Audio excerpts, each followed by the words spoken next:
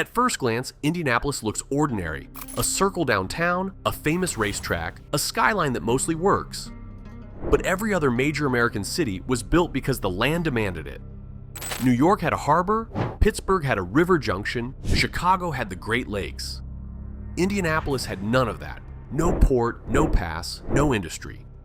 It was placed on a forest by a legislative vote, and 2 centuries later, it's still inventing reasons to exist. How does a city built on nothing build itself into something? The answer starts with a pin dropped on a map.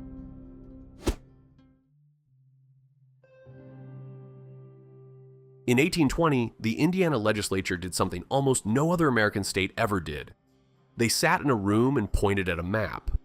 Not at a harbor, not at a river crossing, not at a fertile valley or a mountain pass, or a place where trails already met. They pointed at the geographic center of the state, a swampy patch of forest at the confluence of the White River and Fall Creek, and said, "That is where the capital will go." There was no town there. There was barely a path. Workers had to chop their way through dense woods for nearly a month just to reach the site. The river they had chosen was too shallow and too unpredictable for serious shipping. No steamboat would ever make a regular run on the White River. The legislators didn't know that yet. They had decided on a center, and they trusted the rest would follow. A year later, a surveyor named Alexander Ralston arrived. Ralston had worked under Pierre L'Enfant, the man who designed Washington, D.C., and he brought the same ambition with him. He laid out a mile square, a central circle, 4 diagonal avenues radiating outward, a grid pinned to the cardinal directions. It was, in miniature, the federal capital, power radiating from a circle in the middle of nothing. A scholar at the Urban Reform Institute put it bluntly: Indianapolis is an artificially created city, chosen by fiat, located on no navigable waterway with no initial economic reason to exist. Read that sentence again, because every American city you can name had at least one of those things. New Orleans had the river mouth, Boston had the harbor, St. Louis had the confluence. Indianapolis had a circle on a piece of paper and a few hundred acres of mud. The legislators had drawn a capital before they had built a city. Now the city had to figure out how to follow. If you can't find a reason to exist, you build one. In 1836, the state of Indiana committed $10 million, an almost incomprehensible sum for the time, to dig a 296-mile canal network across the state. The plan was to bolt a trade artery onto the new capital. If geography wouldn't give Indianapolis water, engineering would. The first segment broke ground that year, 6 feet deep, 60 feet wide, hand-dug by Irish and German immigrants earning 50 cents a day. Brutal work for almost no pay. You can still see the men in old engravings, knee-deep in mud, hauling shovels along a ditch that was supposed to connect Indianapolis to the Wabash, the Ohio, and eventually the wider American interior. Then came the Panic of 1837. The national economy collapsed. Indiana, which had bet nearly everything on this single project, went bankrupt almost overnight. Construction halted, crews walked off. When the dust settled in 1839, only 8 miles of canal had been completed out of the planned 296. And here's the absurd part: all 8 miles sat inside Indianapolis itself. The capital had built a stub, a canal that started in the city and ended in the city. A ditch to nowhere, dressed up as infrastructure. Today, you can walk along what's left of it downtown. It runs through the Indianapolis Canal Walk, lined with restaurants and benches and joggers in the morning. It is a beautiful decorative water feature, and it is the most expensive piece of failed ambition in early Indiana history. The first reinvention had failed completely. The city would later become widely cited as the largest American city without a navigable waterway. The land had not cooperated. Neither had the markets. So Indianapolis settled for whatever showed up next. Railroads, eventually a single car race, and not much else. And what showed up wasn't enough. By the early 20th century, Indianapolis had quietly slipped into the role nobody wanted to admit. Other Midwestern cities had something to point at. Detroit had cars. Pittsburgh had steel. Cleveland had shipping. Chicago had everything. Indianapolis had a race. Once a year on Memorial Day weekend, the Indianapolis 500 turned the city into a national event. Hundreds of thousands of fans poured in. The ground shook with engines, the headlines wrote themselves, and then, for the next 364 days, the city went back to being what its most famous son called it. Kurt Vonnegut put it this way in 1970. The 500-mile speedway race, and then 364 days of miniature golf, and then the 500-mile speedway race again. The nickname Naptown had been around since the 1920s, born in the local jazz scene. By the 1970s, it had curdled into something the city said about itself with a shrug. Downtown Washington Street was dying. Storefronts boarded up one by one. People stopped wanting to live there. It was reportedly difficult to get a mortgage on a house downtown. The banks didn't think the neighborhoods would survive long enough to pay back the loan. And then there's the detail that captures the whole era.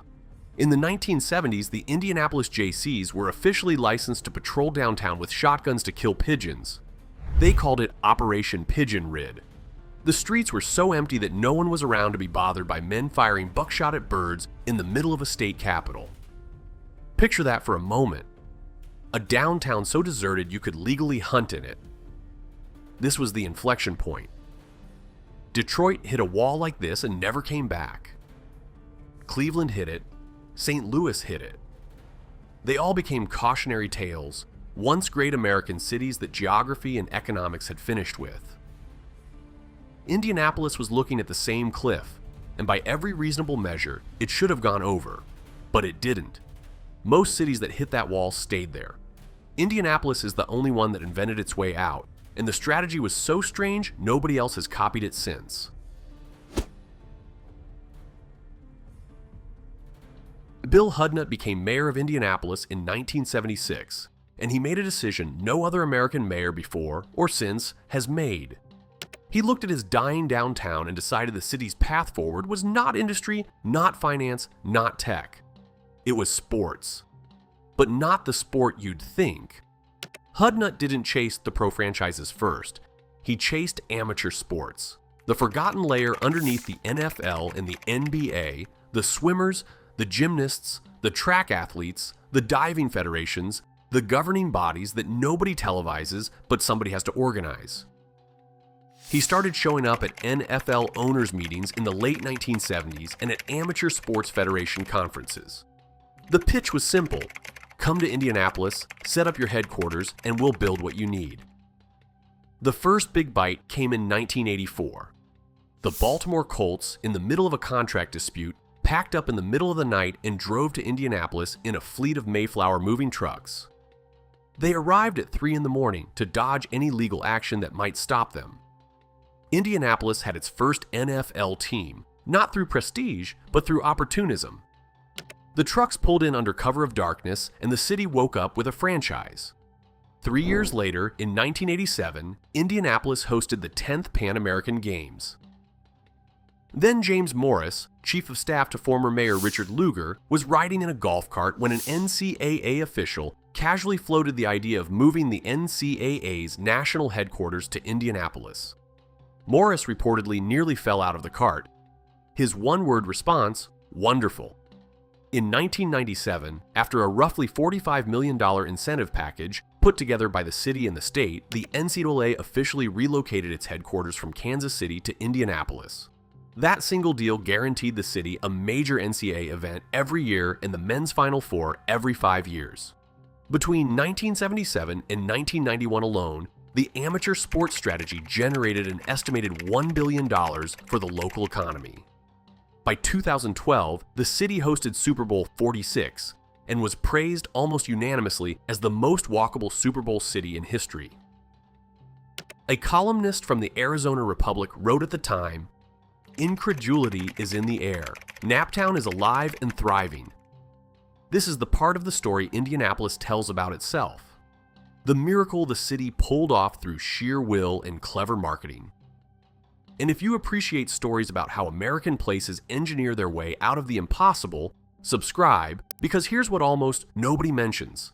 The sports strategy only worked because of something else that happened first. A vote that nobody outside a small group of men had any idea was coming.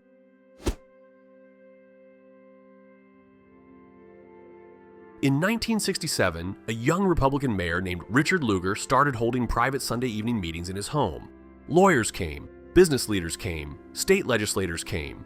They sat in a living room, away from the press, and worked out a plan that would, in a single day, change the geography of Indianapolis forever. They called it Unigov. The idea was to merge the city of Indianapolis with all of Marion County into a single municipal government. No public referendum, no ballot question, no campaign. The mechanism was the Indiana State Legislature, a Republican-controlled body that could pass the law and make it law without ever asking the residents of Indianapolis whether they wanted it. Lugar earned a nickname during this period that tells you everything about the political climate. They called him Nixon's favorite mayor.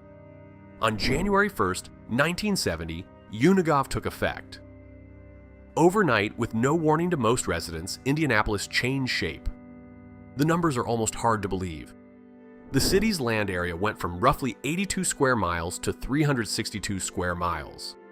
Its population jumped from about 476,000 to about 736,000. Its national ranking moved from somewhere around 11th to top 10 in the United States. In a single morning, without anyone voting.